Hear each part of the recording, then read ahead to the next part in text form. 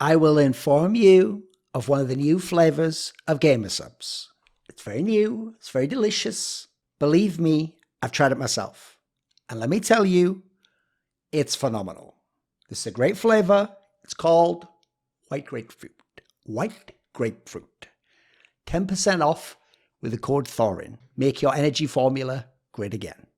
White grapefruit.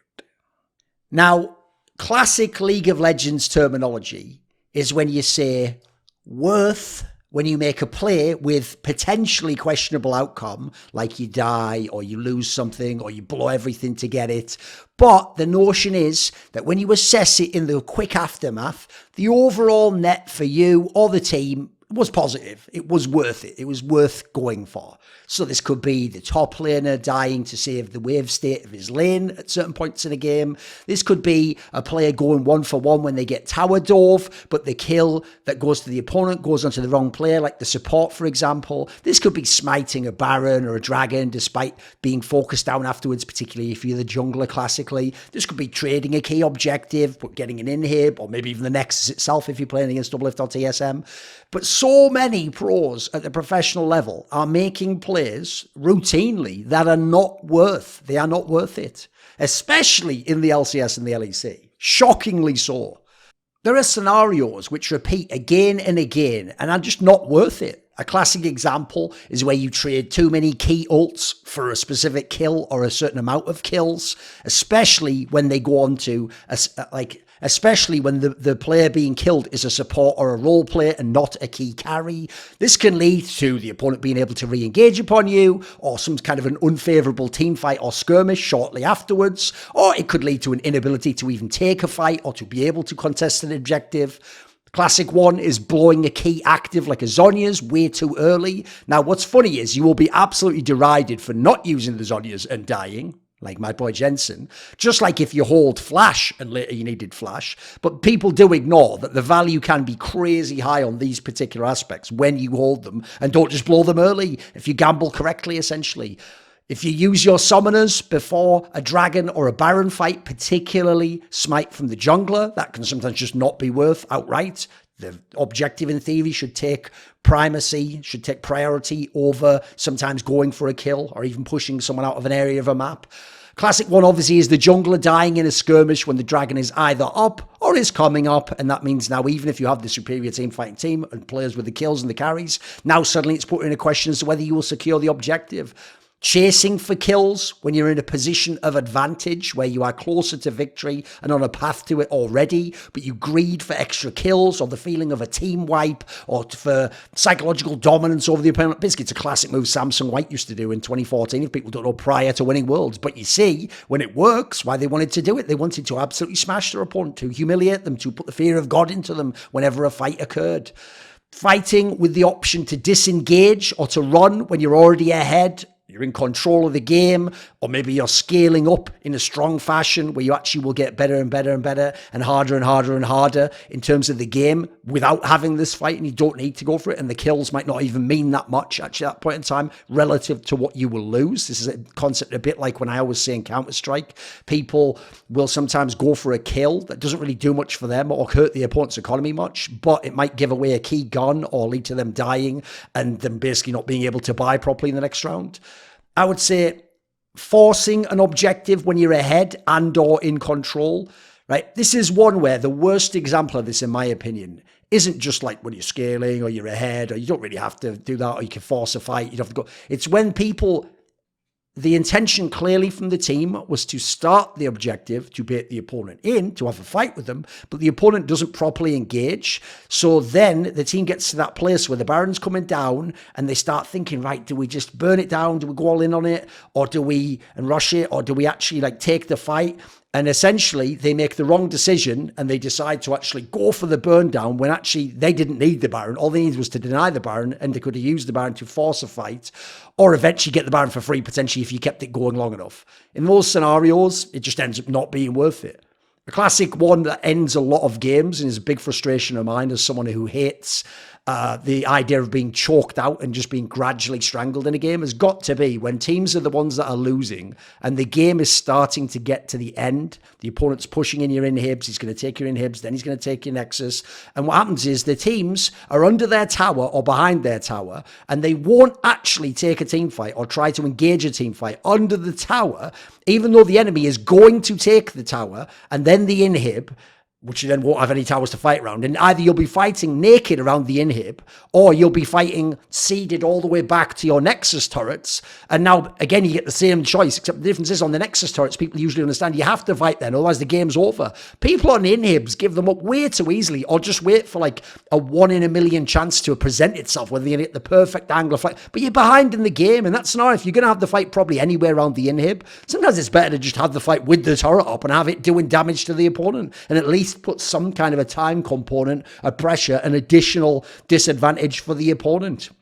Now, unlike a lot of fans, I understand, not just from observation, but from knowing pros over the years, talking to coaches, having them on my talk shows, how different playing is from watching. And I don't just mean because you're playing the game. I mean, even the way your mind works and your brain works is different. You have an information and stimuli bandwidth, which is smaller when you're playing because you're also moving around. You're also looking at the rest of the screen. You're also communicating with your teammates, trying to follow the overall strategy, trying to implement specific tactics to get things done now. The viewer is watching in a very different perspective with a lot less pressure. Their mood is different. Their processing power may be greater. They're actually able to think maybe with their whole mind in this particular scenario, and especially after the fact when people are reviewing VODs and going back and looking at replays. In the moment, that player doesn't have the benefit of a replay or pausing things or thinking about it for a little while. He's in the moment. His processing power is significantly different.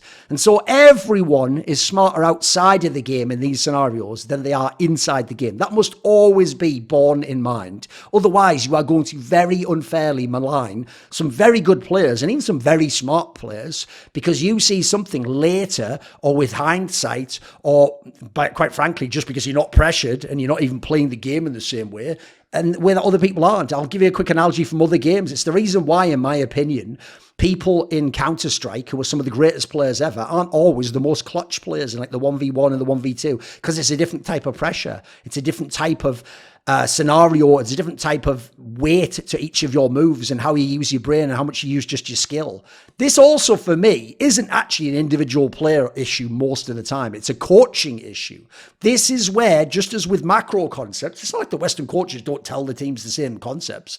But the key thing for me is the Western coach maybe doesn't coach in the same way as he doesn't coach the macro to be executed as well, as in later in the game, when it's not the exact scenario you prepared for, the teams know the general philosophy and strategy that you want to implement and how to get to those points and then what to do and in what order and who does what. In the same sense, some of this, in my opinion, comes down to how you coach tendencies and, more importantly, the protocols that you coach. So are you coaching it so that the shot calling voices are keeping track of what summoners we've got and what we're going to need? Are they keeping track of what their jungler has in terms of smite and whether or not he should save it now or whether they shouldn't engage a fight now, whether they should engage a fight now, when they should fight under the tower, when they shouldn't? Is someone a key carry coming up? That means you can actually afford to gamble not fighting under the tower now. Should you do it now because you're at your best strength anyway and you may as well take your last stand? Players need these protocols, and I can tell you, just as you see with Korean and Chinese League of Legends, the protocols are very different in macro and in some of these senses, sort of like almost end game scenarios, if you want to use the chess analogy. But this is another area I know in Counter-Strike. Some of the greatest teams ever at this, like Luminosity/SK Gaming, the Brazilian side, 2016 to 2017, they had protocols and did a lot of theory work on how they would play late game scenarios with 1-on-1s, 2-on-2s, 2-on-3s, etc. Man advantage, man disadvantage. Essentially, how generally do we want to approach this? What's our hierarchy of values as to what's more important than something else? What do we want to trade for? What kind of situations do we want to be in? Astralis, the greatest lineup ever in Counter-Strike, was probably the best ever at this. That's why it looked like they were all just geniuses lurking on the map, making individual plays, but it clearly fitted into an overall system and philosophy from Zonic, from Glaive, etc. And I think when you look at the best teams ever, there's a reason why a lot of High's teams had amazing ability to fight back into games and to know what objective to trade for. If you go and look at the classic Perks G2 lineups, particularly obviously the super team, they were amazing at knowing which fights you in theory should be behind on, but actually you can win because of the strength of your players. And more importantly, again, like that SKT series at Worlds, knowing when to trade an objective that you'd probably lose for something elsewhere on the map, a tower, pushing in a wave, etc. These players, there's a reason why they help define the team. And I would say also, similarly with coaches, some of the great coaches have been able to implement some of these aspects themselves into the game, and you see how they played. I mean, there's a reason why Coma teams, it wasn't just having Faker, that they were so amazing at fighting from behind and 2k and 4k gold behind and being that team that could take the late objective fight and win the whole game. That was clearly coached into them. That was a tendency that was created, established, maintained, encouraged, and they had a similar sense of how they're going to play out the late game fights, when they're going to take the fights, when they're going to re-engage the fights, and when they're not. You see in the modern day with T1, yeah, they haven't always done it internationally, but there's a reason that amazing pick style works. There's a reason that ability to sometimes not fight, to disengage and to get away and be on the other side of the screen. That's conscious. Like in the moment, it might be reactive, but it's been consciously drilled into the players and decided upon as an approach. And you can see some of it coming from the draft, which obviously is based on the personnel who plays in the game. But some of it clearly is consciously designed that way. These aren't just mere flukes. So certainly there are plenty of kills, plays, times that it's just not worth, even though we understand why in the moment a player might naively think it is, or just greed for it, or just play off pure instinct. Hey guys, Keijo here and you're watching Thorin's YouTube channel. I may never have found my way to playoffs, but I'm pretty sure Thorin's never found the clit. So yeah, enjoy the video. Where I come from in England, people will often say, oh yeah, you and whose army? Well, I'll tell you what, I've got my own army backing me up. They're called the Skrilluminati. Thank you to Ahmed Hadjou, Joseph Adcock, Matt Pugnatio Rajcula, Theogony, Animosity, Bot Pounder 420, Jensen Goh, Tobias Bernasconi, Tosh, Tooorin, and as always, you know it, a special thanks goes out to my boy Jerky's Minion. Do you want to suggest a topic or a guest for my content? You want teasers, find out who's in the upcoming interviews? Do you want to ask me a question in my monthly AMA? Maybe you want to be part of those long discussions where we talk about anything and everything in esports. Well, if so, put your money where your mouth is and enlist today in the Skrilluminati via the Patreon link in the box below.